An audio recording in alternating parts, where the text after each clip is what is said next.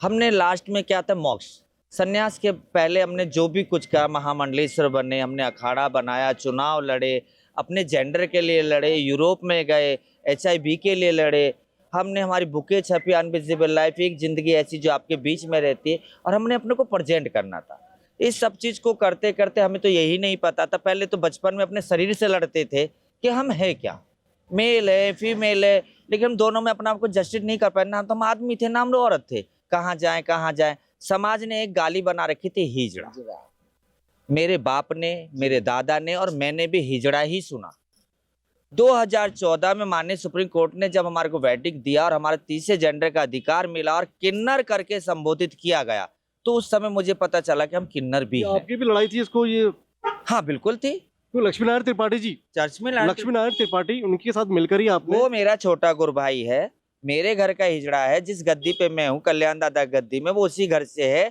और हमारा क्या कहते हैं, मनभेद नहीं है, विचारों का भेद है। वो नए जनरेशन के साथ है, वो ट्रांसजेंडरों के साथ लेके, गे लेस्बियन होमोसेक्सुअल के साथ लड़के वो अपने काम कर रहा है, पढ़ा लिखा विभाग है वो। अभी और विवाद चल रहा है। हम लोग रूढ़िवादी हैं, परंपराओं से बंधे हुए, गद्दी से बंधे हुए, और जो गुरु गद्दियों से चलते आए। एक 13 साल की उम्र के बच्चे को आज 52 साल की उम्र में कहते हो जी आप ट्रांसजेंडर हो। नहीं, मैं ट्रांसजेंडर नहीं हूँ, मेरे को पता ही नहीं कि मैं कौन थी। मुझे तो ये पता कि मेरे गुरु ये है, हमारे गुरु ये, हमारे गद्दियों के मालिक है, इन्हों के नाम में हम चेले हो गए। हमारे गुरु बैठे, सब कुछ जिस गद्दी पे हम बैठे, बल्लू राजा ने दी हमारे को। बल्लमगढ़ के राजा थे बल्लू राजा, जिनके पुत्र निहार सिंह थे, जिनको चांदनी चौक पे फांसी लगाई गई थी। उन्हों के बुजुर्गों ने हमें वो जगह दिया, जो जगह हमारे पे 500 साल पुरानी जगह की गद्दियां हैं हमारी।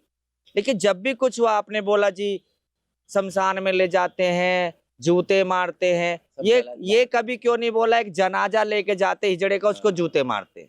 गलत बात, ये गलत बात थी। इस्लाम का मतलब ये मिथ्या है, मिथ्या थी। जब मैंने बीच में भी बोला, जब अयोध्या मिटा तो फैजाबाद बना, और सबसे पहला फैजाबाद बना। दूसरा अल्लाहाबाद बनाया गया, प्रयागराज मिटा के जहांगीर ने दूसरा बनाया था। तो वहां पे जो मंदिरों के अंदर थे, जो राम को लोरी देने वाले थे, समाज को लोरी बांधने देने वाले थे, तो जब मुगल आए तो उन्होंने के साथ एक जनाना प्रथा आई, जो के साथ खड़े होते थे, उन्हों का नाचना गाना करते थे। तो उन गद्दियों पे उनको बैठा दिया गया, और हम हिंदुओं को, बच्चों को ले जाके उन्हों के नाम में शिष्य कर दिया गया। अब हमारे को या तो वो जला देंगे, नहीं जलाना है तो आप इस्लाम कबूल करिए, आपकी कब्र बनाएंगे। तो हमारी समाधियां मिटा के अपनी कब्रों की गिनतियां उन्होंने बढ़ाई कर दी। तो हम अपना इतिहास बोले जी कहाँ है, तो मैं दिखाती हूँ, चलो फैजाबाद दिखाती हूँ। फैजाबाद में जिस समय राम के जमाने की, मोहन दादा जी की है, हमारे औरों की समाधियां हैं, और उसके बाद 23 पीढ़ियों की कब्रें हैं।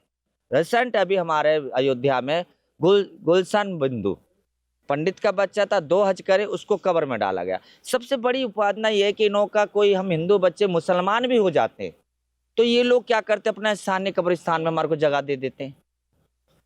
और ये सिर्फ हम हिंदू के बच्चों को ही क्यों ईमान दिलाते हैं? हमने यकीन करा, उन्होंने तो भरोसा भी नहीं करा हम पे। और उसके ऊपर मैं दलित समाज से आती हूँ। जब इस किन्नर समाज में ब्राह्मण का बच्चा इस्लाम कबूल कर चुका था, ठाकुर का बच्चा इस्लाम कबूल कर चुका था, पंडित का बच्चा इस्लाम कबूल कर चुका था, फिर 6,500 जाति जो शूद्र में आती है आर्टिकल 15 के हिसाब से, तो उनको तो SC ST OBC में बांट दिया। तो हम आए कहाँ से? आपके हिंदू और मुसलमान परिवारों से तो आए। उन्हों का मुसलमान का बच्चा हिजड़ा हुआ, उसने कभी कलमा नहीं पढ़ा। जब भी पढ़ा हिंदू के बच्चों को ही कलमा क्यों पढ़ाया? और कलमा पढ़ लिया तो मेरी कब्र बनेगी, नहीं पढ़ा तो जला देंगे। कहाँ गया, किसने जलाया, कौन जलाया? जलाने का दर पुत्र को होता है या हमारे वारिस को होता है। हम हिंदू के बच्चे चेले, हमारा यही नहीं पता हमारा बाप कौन है, माँ कौन है, क्या है, तुम्हारा जलाएगा कौन? तो हमने भी यही सोचा, जला मत जी, समाधि दो, कहीं तो गिनती बढ़ेगी। और जो हमारे बुजुर्गों ने उस समय फैसला लिया, बहुत अच्छा लिया कि हमने अपने एक वजूद को बचा के रखा, चाहे हमने इस्लाम के रूप में बचा के रखा। और आज 2015 में जब हमने किन्नर, 2014 में जब हमारे को अपने अधिकार का अधिकार मिल गया वोट डालने का, तो हमने कि हम सनातनी बच्चे अब एक परंपरा के हिसाब से समाज कब्र में नहीं जाएंगे। भवानी भाई, ये एहसास आपको कब हुआ? जब आप हज में भी गई, रोजा भी रखे आपने बिल्कुल एक तरीके से पूरा अपना ही लिया था, बिल्कुल बिल्कुल रीति रिवाज भी अपना लिए थे, अपना लिए। तो आपको क्या उसके बाद ही आवाज हुआ कि नहीं आपको दोबारा से हिंदू धर्म में आने की जरूरत है? मालिकों ने मेरे को अपने गद्दी पे बैठा दी, तो क्या कहते ना कि इस टांग को खोली तो मैं नंगी हो रही, इस टांग को, ये उस समय तुम्हारे अखिल भारतीय हिंदू महासभा चक्करपाणी जी के उन्होंने निकाल दिया कि हिजड़ों को बधाई मत दो, ये मुसलमान होते हैं।